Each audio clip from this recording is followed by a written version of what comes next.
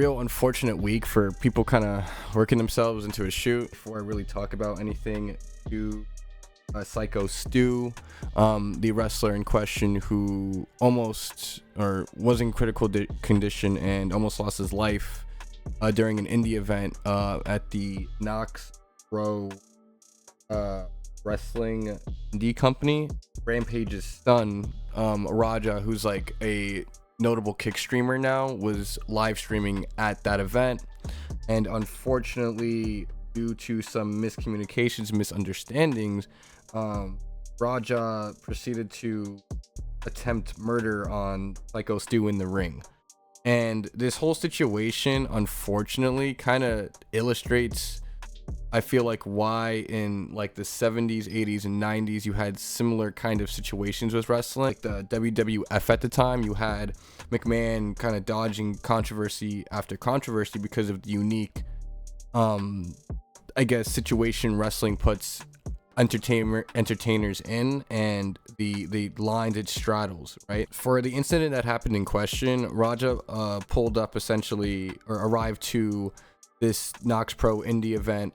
They were aware that he was coming to live stream. They knew it was Rampage's son, who's a prominent MMA fighter, I think at this point, not necessarily professionally, but is training in MMA. So like they knew he had an MMA background, and I think they wanted to work him kind of into the show. So when he shows up with the cameras kind of rolling, I think the wrestlers and anyone who's like a fan of wrestling will kind of know they're gonna probably try to keep up kayfabe and like, okay, so guys coming into film, so we got to be on. I think Raja had like a bit of a boisterous personality and stuff like that. When he was pulling up, he was like, hey, everyone's, what's going on here, blah blah blah. And then essentially the wrestlers, one of them, Psycho Stu, they started antagonizing Raja and the stream crew, and in terms of like kind of like just doing heelish things to kind of play up for the camera. And in that, they start jawing off at each other. They think Raja's in on it because Raja starts jawing back, but at the whole time Raja thinks this is these wrestlers are just picking on him out of nowhere, like because he came up to see them backstage. Stu is like, all right, so this is escalated. I have this prop beer. It's the prop beer onto Raja's head, and since Raja doesn't think this is real, this is a dude he's jockeying the face of, they're going off of each other and stuff like that, and now all of a sudden he gets hit in the head with a beer can, prop beer can, so he sells it, doesn't actually really bring him down. He's a tough kid, and it escalates from there. Raja is like, okay, we're about to throw hands, right? After the wrestlers kind of seeing that Raja was being for real, the rest of the wrestlers kind of come around and break it up and essentially say like, hey, they apologize for the situation. Psycho Stu apologizes vehemently, like he's like, hey, we're working. He constantly referred to what they were doing as a work. He didn't explicitly say they were acting, which I think is a fault because not everyone knows wrestling terms.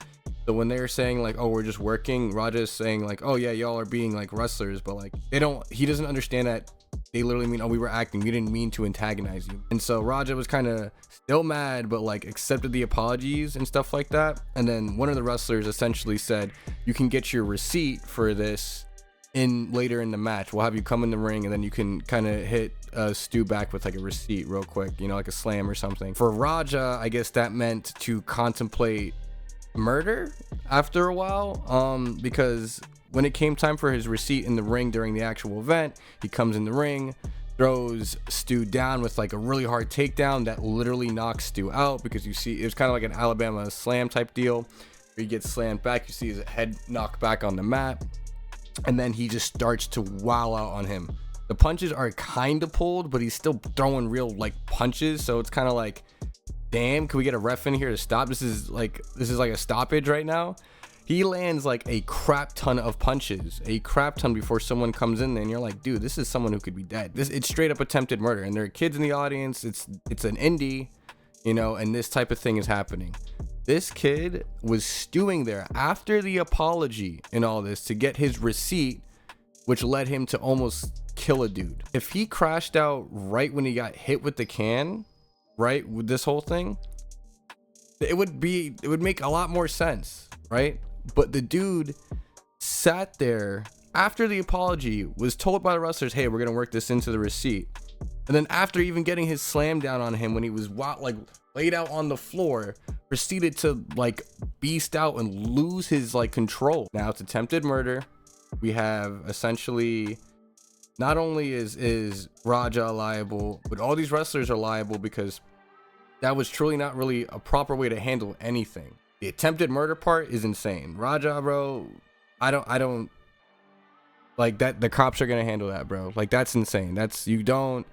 What's insane about it is he was sitting there waiting to do that. It sucks to see essentially this indie now get scrubbed from the earth because they mishandled this whole situation. What's been happening is that cops and police have been trying to get involved, and wrestlers have been told by the Nox Pro owners not to be cooperative with police in this because they would be completely held liable. So we already have the recipe essentially for the fall of this indie. WWE ID already scrubbed them from their list of indies that they kind of pull from. Unfortunately, this whole situation, like I said earlier, kind of reflects the poor mismanagement that can happen within wrestling if there aren't avenues to properly divulge stuff to the people kind of viewing it, coming to it, and having those boundaries make sense, because we're not in an era anymore where we have to keep up with kayfabe. We should really be explicit in how we do these things, and that's why, I mean, like WWE, they are the level that they are, but they know how to do that accordingly, even with people who might not want to play ball. My prayers go out to Psycho Stu and his family, because he didn't know. No one, like, that's such a, like, it's such an unfortunate circumstance, right? And it was like the mix of the worst things.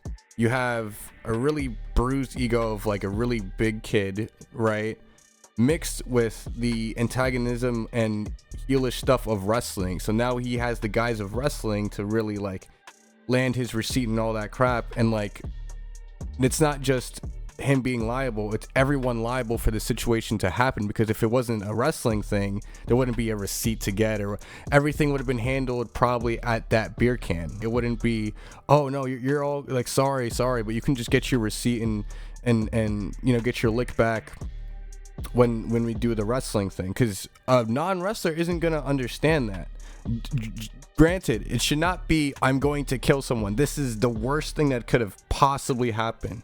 But it's also, it happened because of that lack of clarity.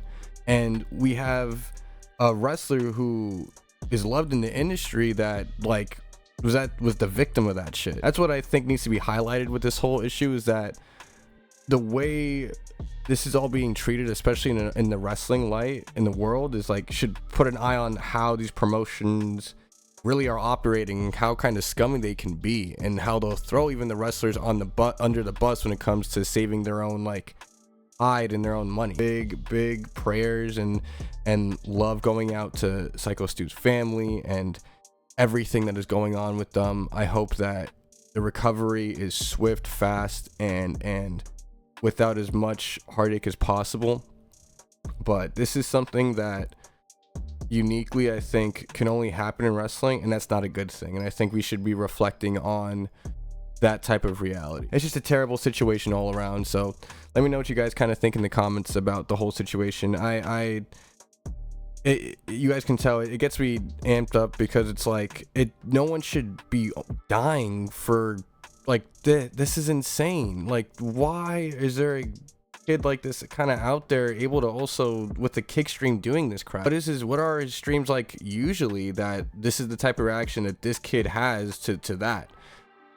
Like I said, if he crashed out right at the beer can thing, because yes, anyone getting hit with the beer can, yeah, it's go time. I get that 100%. But this dude sat and waited. That is premeditated stuff, bro. Like, that's more than I want to get my lick back. That's like I want to make him pay.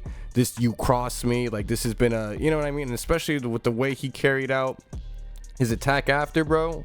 Come on, man. It's just a disgusting situation, you know. And I think Kick has banned Raja from the platform, rightfully so, because I would hope they have a policy against attempted murder on their live streams. I mean, it is Kick, so they don't give a crap, right? Let me know what you guys think about the whole situation. It's incredibly rough. Prayers out to Psycho Stu's family.